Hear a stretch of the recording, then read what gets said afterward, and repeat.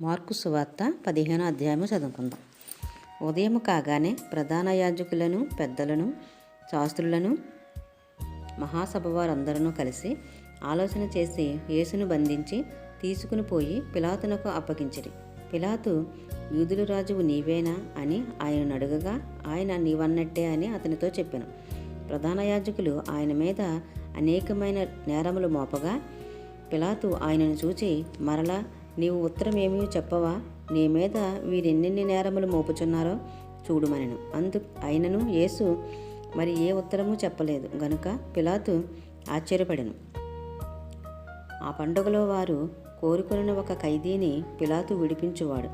అధికారులను ఎదిరించి కలహములో నరహత్య చేసిన వారితో కూడా బంధించబడిన ఇండిన బరబ్బా అని ఒకడుండెను. జనులు గుంపుగా కూడివచ్చి అతడు అది వరకు తమకు చేచూ వచ్చిన ప్రకారము చేయవలనని అడుగుగా, ప్రధాన యాజకులు అసూయ చేత యేసును అప్పగించిరని పిలాతు తెలుసుకుని, నేను యూదుల రాజును మీకు విడుదల చేయగోరుచున్నారా అని అడిగాను.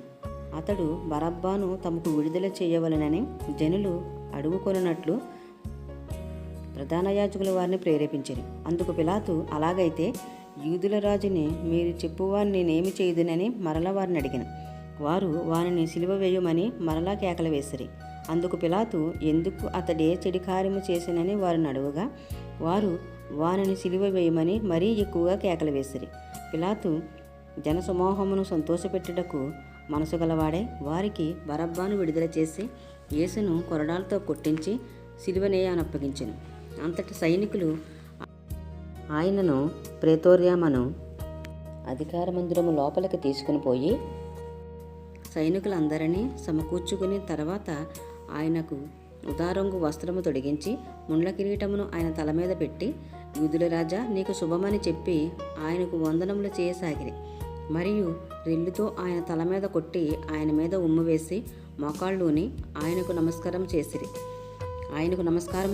వారు ఆయనను అపహసించిన తర్వాత ఆయన మీదనున్న ఉదారంగు వస్త్రము తీసివేసి ఆయన బట్టలు ఆయనకు తొడిగించి ఆయనను సిలువనేయటకు తీసుకుని పోయిరి. కురేనీయుడైన సీమోనును ఒకడు పల్లెటూరు నుండి వచ్చి ఆ మార్గను పోవుచుండగా ఆయన సిలువను మోయుటకు అతనిని బలవంతము చేసిరి. అతడు అలెగ్జాంద్రియునకును రూపునకును తండ్రి. వారు గొల్గొతా అనబడిన చోటునకు ఆయనను తీసుకుని వచ్చిరి. గొల్గొతా అనగా కపాల స్థలమని అర్థము. అంతటా బోళము కలిపిన ద్రాక్షరసము ఆయనకిచ్చిరి గాని ఆయన దాన్ని పుచ్చుకొనలేదు. వారు ఆయనకు సిలువ వేసి ఆయన వస్త్రముల భాగము ఎవనికి రావాలనో చీట్లు వేసి వాటిని పంచుకొనిరి. ఆయన సిలువ వేసినప్పుడు పగలు 9 గంటలాయెను. మరియు యూదుల రాజైన యేసు అని ఆయన మీద మోపబడిన నేరమును వ్రాసి పైగా నుంచిరి. మరియు కుడివైపున ఒకరిని, ఎడమవైపు ఒకరిని, 2 బందిపోటు దొంగలను ఆయనతో కూడా సిలువ వేసిరి. అప్పుడు ఆ మార్గమున వెళుచున్న వారు తమ తలలూచుచు, ఆహా, దేవాలయమును పడగొట్టి 3 దినములలో కట్టువాడా, సిలువ మీద నుండి దిగి నిన్ను నీవే రక్షించుకొనమని చెప్పి ఆయనను దూషించిరి. అట్లు శాస్త్రులను, ప్రధాన యాజకులను అపహాస్యము చేయుచు, వీరితరులను రక్షించను, తన్ను తాను రక్షించుకొనలేడు. ఇశ్రాయేలు రాజుకు క్రీస్తు ఇప్పుడు సిలువ మీద నుండి దిగి రావచ్చును. అప్పుడు మనము చూచి నమ్ముదుమని ఒకరితో ఒకరు చెప్పుకొనిరి. ఆయనతో కూడా సిలువ వేయబడిన వారు ఆయనను నిందించిరి. మధ్యాహ్నం మొదలుకొని 3 గంటల వరకు ఆ దేశమంతటను చీకటి కమ్మెను. 3 గంటలకు యేసు ఎలోయి ఎలోయి లామా సబక్తాని అని బిగ్గరగా కేకవేశాను. ఆ మాటకు నా దేవా నా దేవా నన్ను ఎందుకు చెయ్యి విడిచితివని అర్థము.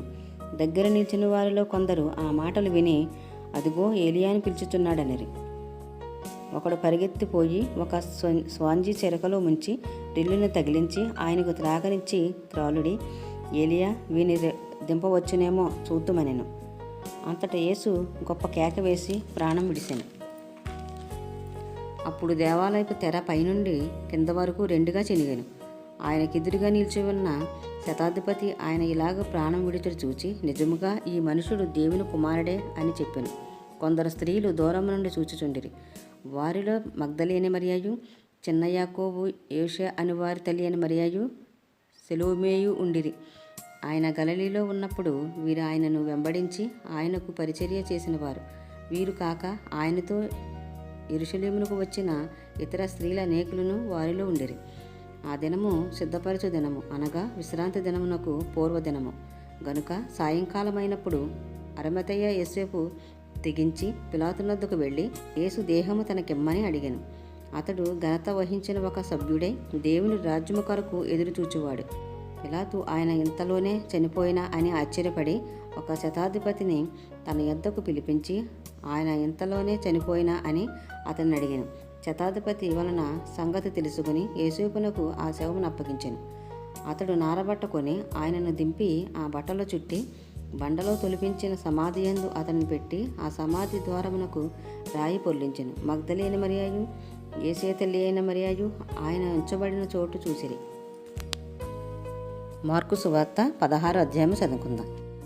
విశ్రాంతి దినము గడిచిపోగానే మగ్దలేని మరియాయు, యాకోబు తల్లి అయిన మరియాయు, సలోమేయు వచ్చి ఆయనకు పూయవలెనని సుగంధ ద్రవ్యములు కొనిరి. వారు ఆదివారమున పెందలకాడ లేచి బయలుదేరి సూర్యోదయమైనప్పుడు సమాధి యొద్దకు వచ్చుచుండగా సమాధి ద్వారము నుండి మన కొరకు ఆ రాయి ఎవడు పొర్లించినని ఒకరితో ఒకరు చెప్పుకొనుచుండిరి.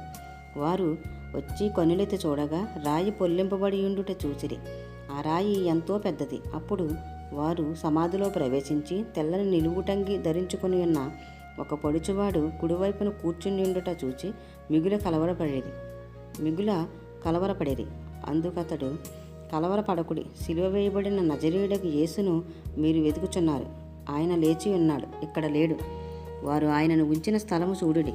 మీరు వెళ్ళి ఆయన మీకంటే ముందుగా గలిలయలోనికి వెళ్ళుచున్నాడనియు ఆయన మీతో చెప్పినట్టు అక్కడ మీరు ఆయనను చూతురనియు ఆయన శిష్యులతోనూ పేతురుతోనూ చెప్పుడనెను. వారు బయటకు వచ్చి విస్మయము నొంది వణుకుచు సమాధి యొద్ద నుండి పారిపోయిరి.